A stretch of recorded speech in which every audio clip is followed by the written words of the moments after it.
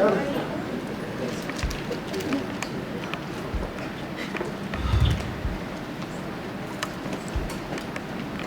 am used to putting my hands together to make it rain blood. Used to seeing this blood amass into a puddle and body slamming my brother into it. We labeled our fights baptisms.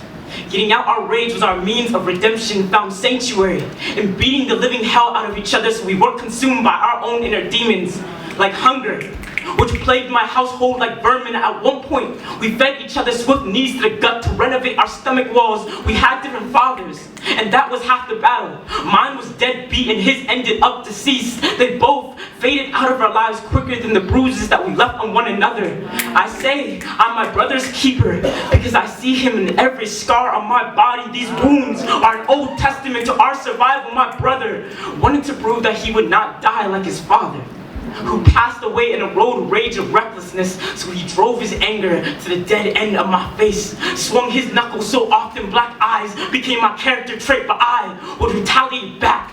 Make his body my personal punching bag. Watch him bounce back from death like his father never did. Our fathers taught us nothing was permanent. We learned to grab what is dear to us before it was no longer there. So we grappled each other's necks. Suffocation brought us together more tightly than a prayer, and sometimes we went to sleep more comfortably in our chokeholds and pillows. Jaden, I'm sorry I cannot be the bigger bro sometimes. You were taller than me, so I wanted to beat you down to size. I wanted to beat the bastard out of myself.